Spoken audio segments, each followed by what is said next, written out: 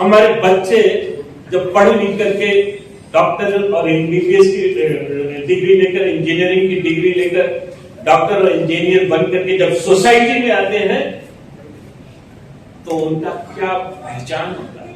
दलित doctor, दलित engineer. अरे राष्ट्रपति जब बनते हैं तो राष्ट्रपति को भी टैग किया जाता है कि दलित राष्ट्रपति, इससे ज्यादा विकास कौन कर सकता है? लेकिन फिर भी हमारी पहचान क्या होती है? दलित की दलित रह जाते हैं। हम कितना विकास कर लें लेकिन हम तो दलित के दलित ही रहते हैं। और जब तक दलित है तब तक समाज में हमारे प्रति क्या मान्यता रहे? लो, इंफीरियर, निम्न, कहीं कहीं तो नीच शब्द भी होता। राजनीति के आंगन से जुर्म की दुनिया तक, ग्रामीण इलाकों से शहर की गलियों तक, प्रदेश की हर छोटी बड़ी खबर से करेंगे आपको रूबरू।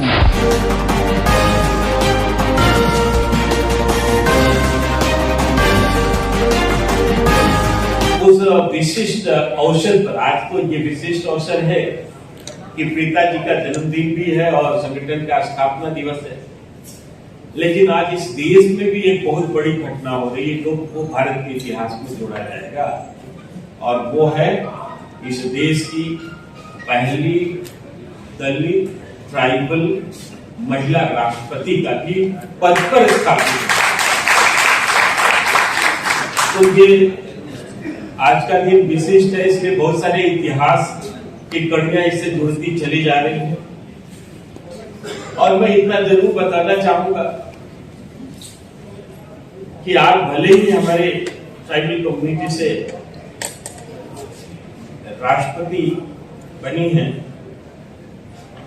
पर मेरे समय में अनुसूचित जाति और जनजाति दोनों आयोग एक था, और उस समय मेरे मन में ये भाव उठता था कि जब ट्राइबल कम्युनिटी का अध्यक्ष चेयरमैन बनता था तो उसका पूरा ध्यान फोकस ट्राइबल कम्युनिटी पर होता था, और जब शेड्यूल कास्ट कम्युनिटी से अध्यक्ष बनता था, चेयरमैन बनता था, तो उसका पूरा फोकस अपनी कम्युनिटी पर होता था। तो मैंने अटल जी को एक प्रस्ताव दिया था कि ये दोनों कमीशन को अलग अलग किया जाए और ट्राइबल कम्युनिटी के उत्थान के लिए एक अलग से मंत्रालय का भी गठन किया जाए, और ये दोनों बातें मेरी स्वीकार की, और आज उसका परिणाम आप देख सकते हैं। इस देश की राष्ट्रपति नंबर 1 नागरिक के रूप में द्रौपदी मुर्मू जी को वहां आसीन है। साथियों, हम लोग जिस मिशन के लिए लगे हुए हैं, प्रीता जी ने जिस मिशन के लिए इस संगठन की एक कल्पना की है, उसको स्थापित भी किया है, ये बहुत विशिष्ट काम है और बड़ी गंभीरता का ये रहा है, बड़ा गंभीर होना। अभी अटाले जी ने मुझको कहा XMP है तो XMP भी हो जाएंगे। अटाले जी चले गए, ये अक्सर भाषण करके चले जाते हैं, सुनते नहीं। मैं इनसे तो कहता कि XMP जो होता है ना, वही परमानेंट होता है, बाकी लोग तो टेम्परेरी होते हैं। हम लोग तो परमानेंट पोस्ट पर हैं। अब XMP का पद कोई हटा नहीं सकता, MP का पोस्ट तो फिर जनता विड्रॉ भी कर लेती है। साथियों, दलित समस्या पर काफी एक दिन प्रीता जी से मेरी लंबी चर्चा भी हुई थी, घंटों चर्चा। ये बहुत क्रॉनिक समस्या है। हम लोग यहाँ क्यों बैठे? हमारी पहचान क्या है? हमारी पहचान है कि हम दलित हैं, इसलिए यहाँ हैं। यही हमारी वास्तविक पहचान।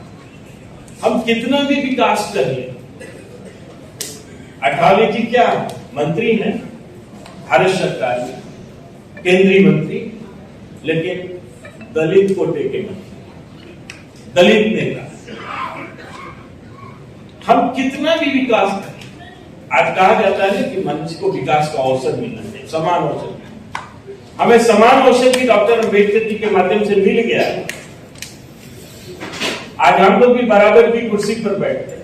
अजीत मुखर्जी जी वहां बैठे हैं, लेकिन बगल में देशराज कड़वाल जी भी बैठे हैं। एक समय ऐसा था कि समाज में बैठने के लिए भी स्टेटस तय किया जाता था, ऊंचाइयां तय की जाती थी, कौन ऊंचा बैठेगा, कौन नीचे बैठेगा, कौन उससे भी नीचे बैठेगा, और जमीन पर कौन बैठेगा ये भी तय किया।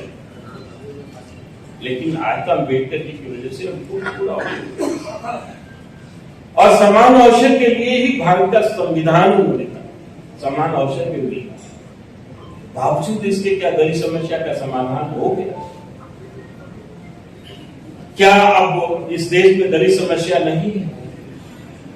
एक ऐसे संविधान के रहते जो दुनिया का सर्वश्रेष्ठ संविधान है, जिसको डॉक्टर अंबेडकर के ज्ञान की ऊंचाइयों से भी नापा जाता है कि अगर जो इतना ज्ञानी व्यक्ति जिसकी ज्ञान की ऊंचाइयां अंतरिक्ष को छू रही हैं, उसने संविधान बनाया तो संविधान कैसा होगा, कितना विशिष्ट होगा। उन्हें ज्ञान का प्रतीक माना जाता है, लेकिन बावजूद क्या दलित समस्या समाधान। हम अगर समझते हैं कि पढ़ाई लिखाई करके और बिजनेस व्यवसाय करके बहुत सारा धन इकट्ठा कर ले, 100 करोड़ रुपए अगर हमारे पास आ जाए तो हमारी समस्या का समाधान हो जाएगा। समाज में हमारी पहचान क्या होगी? 100 करोड़ रुपए मेरे पास आने के बाद पैसे वाला नहीं। अगर हम बहुत पढ़े लिख ले, डॉक्टर अंबेडकर से तो ज्यादा नहीं पढ़ सकते, लेकिन डॉक्टर अंबेडकर की पहचान समाज में क्या है? एक पढ़ा लिखा दलित, नॉलेज वाला दलित। हमारे बच्चे जब पढ़ लिख करके डॉक्टर और एमबीबीएस की डिग्री लेकर, इंजीनियरिंग की डिग्री लेकर डॉक्टर और इंजीनियर बन करके जब सोसाइटी में आते हैं तो उनका क्या पहचान होता है? दलित डॉक्टर, दलित इंजीनियर। अरे राष्ट्रपति जब बनते हैं तो राष्ट्रपति को भी टैग किया जाता है कि दलित राष्ट्रपति, इससे ज्यादा विकास कौन कर सकता है? लेकिन फिर भी हमारी पहचान क्या होती? दलित की दलित रह जाते हैं। हम कितना विकास कर लें, लेकिन हम तो दलित के दलित ही रहते हैं। और जब तक दलित है तब तक समाज में हमारे प्रति क्या मान्यता रहे? लो, इंफीरियर, निम्न, कहीं कहीं तो नीच शब्द भी होता है। इसके लिए क्या किसी देश में कभी प्रयास हुआ क्या? 200 सालों से दलित समस्या के उन्मूलन का प्रयास चल रहा है, लेकिन हमें बताया जाए कि हमको पढ़ा लिखा करके, आरक्षण दे करके योग्य से योग्यतम बना दिया जाता है। साइंटिस्ट और इंजीनियर, IAS IPS ये आपके सामने खड़ी है, ये क्लास 1 ऑफिसर, लेकिन हमारा कोटा में हमको जो स्थान मिलता है और उसके बाद हमारी पहचान क्या बनती है? हम दलित। उस समस्या का कैसे समाधान हो, अब इस पर चिंतन। पैकिंग स्लिप कैसे बदले, अब हमको इस पर चिंतन होनी चाहिए। हमको खूब बढ़िया कार्टून में सजा कर रख दिया जाता है, उसके ऊपर चिपका दिया जाता है दलित, और यही हमारी ओरिजिनल पहचान होती है।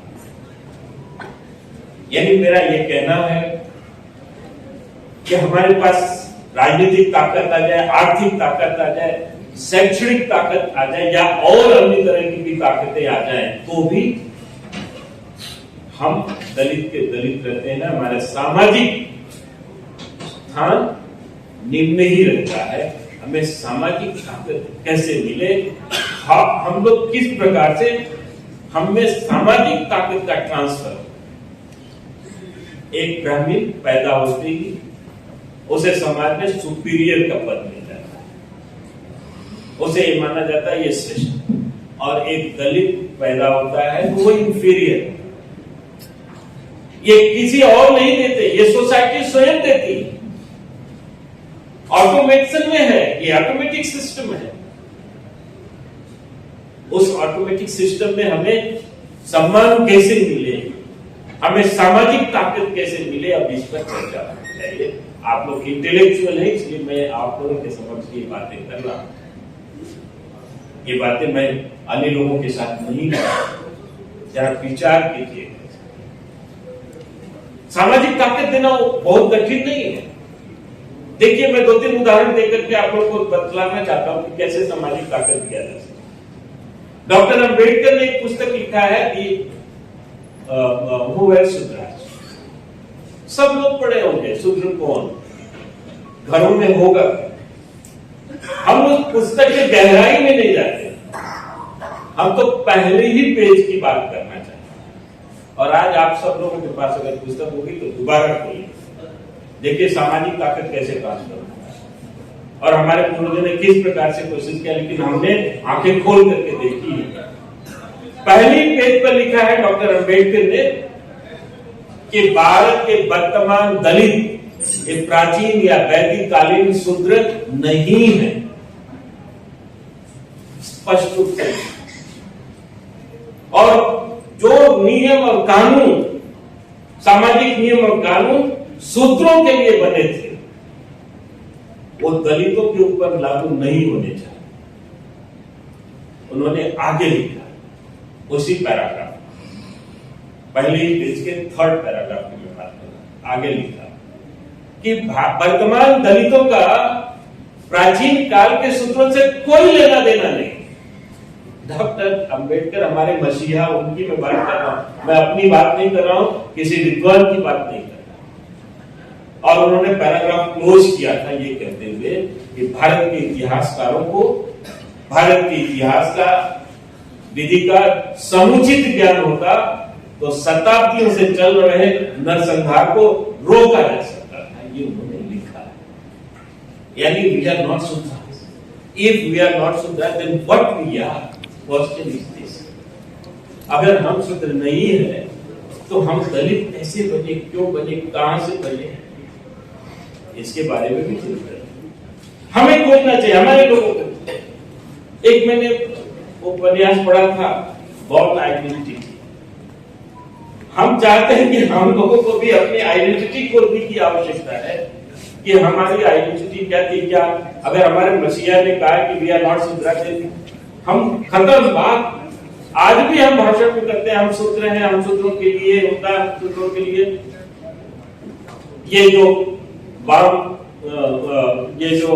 कुछ रेडिकल आंदोलन चलते हैं, बाप से विद्यार्थी के लोग, वो तुरंत बोलते हैं शूद्र की बात और मूल निवासी की बात। मूल निवासी के बारे में डॉक्टर अंबेडकर ने क्या कहा, ये भी सुन लीजिए।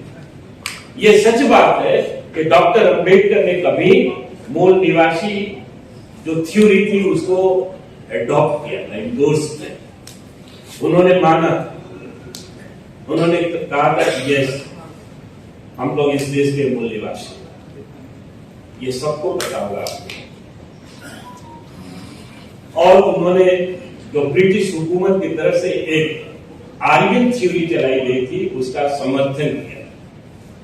ब्रिटिश हुकूमत ने चलाया था एक फिलॉसफी कि भारत के जो आर्य हैं यानी ब्राह्मण और क्षत्रिय, ये विदेशी, ये बाहर से आए भारत में, और जो ये दलित हैं ये मूल निवासी और ये यही, और ये बाहर से आए हुए क्षत्रिय और ब्राह्मण ये भारत के मूल निवासियों पर राज करते हैं।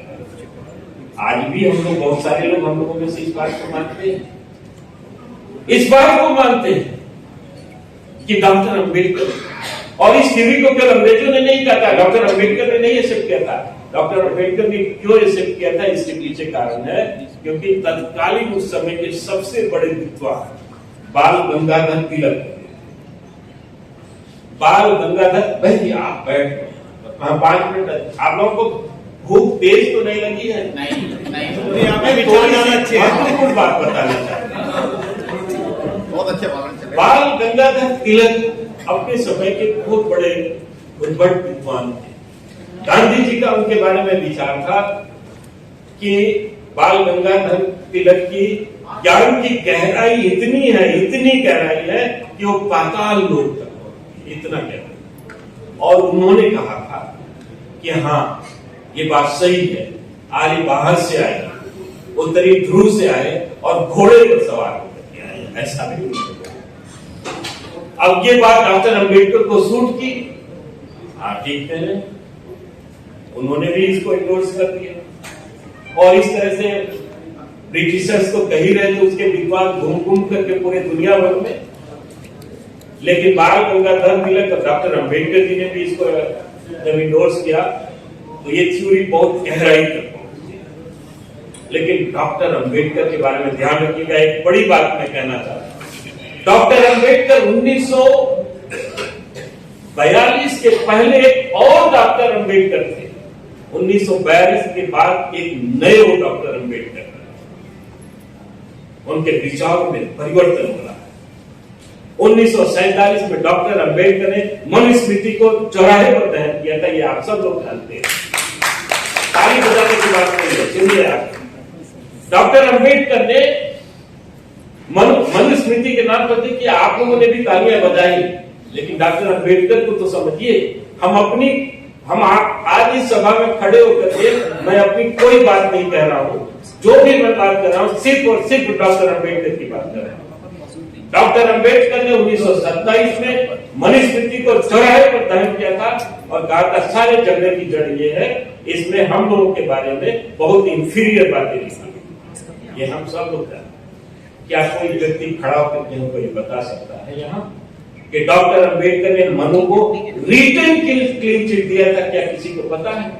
रिटर्न की मैं बात कर रहा हूं, जमाने की बात नहीं किसी को पता। यही विडंबना, यही परिवर्तन है डॉक्टर अंबेडकर के 1942 के डॉक्टर अंबेडकर और 1942 के बाद के डॉक्टर अंबेडकर। डॉक्टर अंबेडकर ने 1948 में एक पुस्तक लिखा था, उस पुस्तक का नाम है दी अनटचेबल। आप लोग सब लोग पढ़ेंगे, जाके तो अच्छे।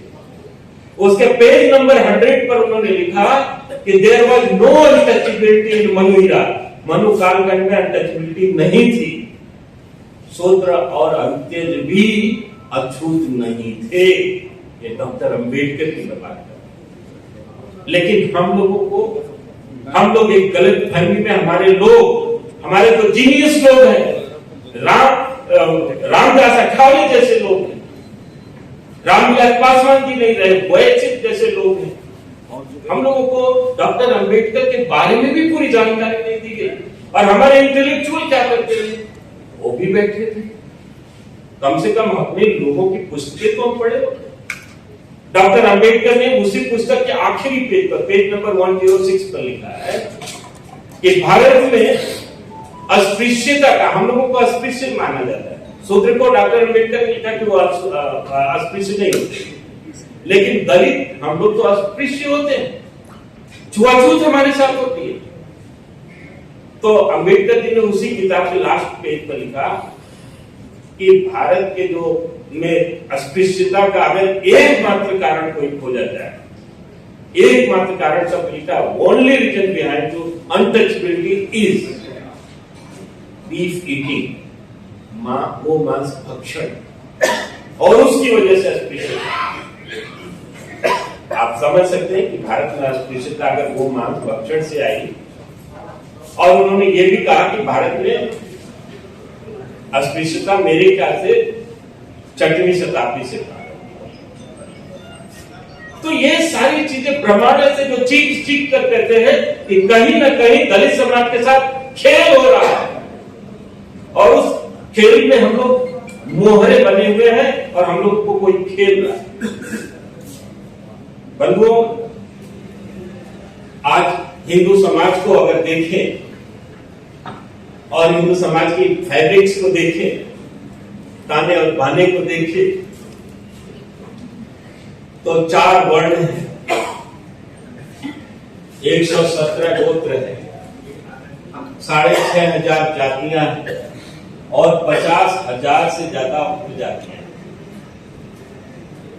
50,000 से ज्यादा। मैंने इन जातियों पर किताबें लिखी, अथेंटिक और शोध कार्य किया, जो किताब के बारे में बहन जी बता रही थी। मैंने राजवंशी गौरवशाली इतिहास लिखे तीनों जातियों के, धनकार जाति का, खटिक जाति का और वाल्मीकि समाज। आप लोग कभी मौका मिले तो जरूर पढ़िए। मैंने एक किताब में 500 किताबों का रेफरेंस दिया, संदर्भ है, और जो भी मैंने बातें लिखी है उसका फुटनोट भी उसी पेज पर नीचे मैंने लिखा है कि ये बातें मैं नहीं, ये प्रमाण है इसके। आप समझिए कि केवल एक ब्राह्मण जाति में 1008 उपजाति है, सिर्फ एक क्षत्रिय जाति में 1265 उपजाति है। सिर्फ अब दलित जाति में हम लोग आ जाए, हम लोग दलित समाज से बैठे हैं, सिर्फ एक चर्मकार जाति में 410 उपजाति, इतनी तो मिली है, इससे ज्यादा ही होगी। मैं अकेले शोध कार्य कर रहा, तमाम पुस्तकों को मैंने पढ़ा, और सिर्फ एक वाल्मीकि जाति में 623 उपजाति है। मैं अपने समाज, खटिक समाज पर भी मेरी पुस्तक मैंने लिखा, सिर्फ एक खटिक समाज में 1871 उपजाति है। कास्ट विद इन कास्ट, मटर के दाने की तरह बिखरा हुआ समाज। हम अपनी ही जाति में भी हम लोग बिखरे हैं। सोनकर अलग है तो फला अलग है, तो चक अलग है, तो दीवारिया अलग है, तो पहाड़िया अलग, खगेला अलग। आप सोचिए ना, ये लोग आपस में शादी विवाह का भी रिश्ता नहीं करते, खटिक जाति के। हम दूसरों की क्या बात करें, पूरे समाज की क्या बात करें, हिंदू समाज की क्या बात करें। तो समस्या बहुत बड़ी है, लेकिन ये सारी समस्याओं को ऐसा नहीं है कि ये इतनी जातियां पहले से बनी। मैंने एक चैलेंज किया था, 500 जगहों पर मैंने हिंदुस्तान में भाषण किए, इंपॉर्टेंट जगहों पर मैंने भाषण किए, यूनिवर्सिटियों में भाषण किए, मैं विदेशों की भी यूनिवर्सिटियों में, वो यूनिवर्सिटी में भी मैंने भाषण किया, म्यूनिख में। अभी लेटेस्ट मैं अमेरिका गया था, वहां मुझको फिलाडेल्फिया एक स्टेट है, वहां पर एक यूनिवर्सिटी में मुझको भाषण करने के लिए बुलाया गया, चेन्नई यूनिवर्सिटी पे। चेन्नई यूनिवर्सिटी जो वहां की थी, वो यूनिवर्सिटी केवल काले लोग जो वहां के एफ्रो अमेरिकन हैं उनके लिए बनाई गई, और ऐसी 12 यूनिवर्सिटियां। शुक्र है कि भारत में कम से कम दलितों के लिए अलग यूनिवर्सिटी तो नहीं है। भारत की स्थिति तो अमेरिका की स्थिति से बहुत अच्छी है, लाख गुना अच्छी है। वहां तो काले लोगों के लिए अलग अलग यूनिवर्सिटियां हैं, 12 यूनिवर्सिटी वहां पर, आइलैंड है वहां पर। हमारे यहाँ तो दलितों का आइलैंड नहीं, लेकिन उलझन है। इसलिए मैं ये कहना चाहता था कि ये दलित समाज का जो सामाजिक ताकत कैसे दिया जाए। ये 12 लोग हजारों जातियां बन गई है, उपजातियां बन गई हैं, ये बनाई गई, और कैसे बनाई, किस विपरीत परिस्थिति में बनाई गई है, ये सब आप लोगों को हल्का फुल्का जानकारी होगा। देखिए, डॉक्टर अम्बेडकर ने कहा, वी आर नॉट शूद्र, मींस हम शूद्र नहीं है। तो यहां पर हमको सामाजिक ताकत कैसे मिल रही? कहा जाता है दलित गिरे हुए हैं, तो गिरता कौन है? आसमान का आदमी गिरता है, जमीन का आदमी गिरता है, कि आसमान का आदमी? अगर आज हम गिरे हुए, इसका मतलब हम ऊंचाई पर रहे होंगे। तो किस ऊंचाई पर रहे होंगे, क्या रहे होंगे? अभी गाली की बात आ गई थी, मैं उस पर भी बोलना चाहूंगा एक टिप्पणी। ऐसा नहीं है, ये टिप्पणियां रेफरेंस के लिए दी जाती है, एकेडमिक डिस्कशन को एथेंटिक बनाने के लिए दिया जाता है। हिंदू समाज में 6,500 जातियां, 50,000 से ज्यादा उपजातियां, लेकिन सिर्फ दो जातियां ऐसी हैं जिनका उपयोग गाली के रूप में किया जाता है, जिनका चमार, भंगी, ऐसे सब गाली के रूप में किया जाता है। हम नहीं बोल रहे हैं, ये रेफरेंस के लिए बोल रहे हैं। क्यों? अब ये तो समझने की कोशिश होनी चाहिए। कहा जाता है मारते मारते जमात बनाते, आखिर में मार करके ऐसा शब्द क्यों जोड़ा? इसलिए कहीं ऐसा तो नहीं कि हमको मार करके ही बनाया गया है, जबरदस्ती हमको चमड़े के काम में लगाया गया है, मेला ढोने के काम में लगाया गया है, मार करके। इसका मतलब कि कम से कम हम वाल्मीकि नहीं थे, हम चमत्कार नहीं थे, तब हम क्या थे? इसको जानकारी करने की आवश्यकता है। और तब किसी सामान्य व्यक्ति को तो चमड़े के काम में नहीं लगाया जाएगा, जो चमड़े के काम में है तो उनको क्यों लगाया जाएगा? जो ऊंचे रहे होंगे उनको ही लगाया। ये हिंदुस्तान था, एक सिंपल सी वन लाइन की स्टोरी है। ये हिंदुस्तान था, बाहरी शक्तियां हमारे देश पर आक्रमण करती थी और उन शक्तियों का विरोध करने के लिए मुख्य रूप से यहाँ वर्ण व्यवस्था थी। ब्राह्मण, क्षत्रिय, वैश्य और शूद्र। ब्राह्मण धर्म और संस्कृति की रक्षा के नाम पर आगे आते थे और भौगोलिक सीमा की रक्षा के नाम पर क्षत्रिय आते थे। तो आउटसाइड फोर्सेस जो होते थे उनके सबसे बड़े दुश्मन यही होते, इन्हीं की पिटाई होती थी, इन्हीं दोनों वर्णों के लोगों की बहु बेटियों की इज्जत लूटी जाती थी और इनको मजबूर किया जाता था, अगर यू शुड एक्सेप्ट इस्लाम, अगर इस्लाम स्वीकार कर लोगे तो छोड़ दिया जाएगा, और नहीं हिंदू का तुम्हारा घमंड है तो तुम्हारे घमंड को चूर कर दिया जाएगा, तुमको मैला ढोने के काम में लगाया जाएगा, तुमको चमड़े के काम में लगाया जाएगा और तुम्हारी पहचान को इंफीरियर बनाया जाएगा। कल्पना कीजिए, एक हिंदू सुबह उठता है और जब फौज के लिए जाता है तो अपने बालक को भी नहीं छूता, खाने पीने की सामान नहीं छूता, जब तक हाथ मत धोले, जब तक स्नान न करे। लेकिन एक ऐसा हिंदू जो हिंदू बने रहने के लिए दूसरों का मलमूत्र साफ करना स्वीकार किया, लेकिन इस्लाम को ठुकराना दिया, उससे बड़ा हिंदू कोई होगा क्या?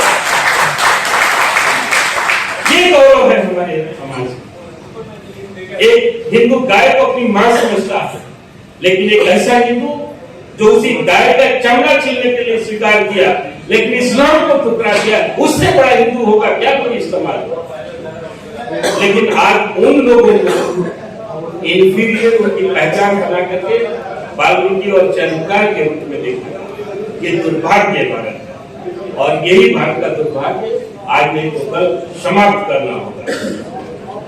जब तक ये समस्या का समाधान नहीं होगा, सामाजिक शक्ति का हमें ट्रांसफर नहीं किया जाएगा, हमारे पुराने गौरवशाली इतिहास को पुनर्जागृत नहीं किया जाएगा, जैसा कि सिद्धू साहब बोल रहे थे, तब तक हमें कुछ भी बना दिया जाएगा।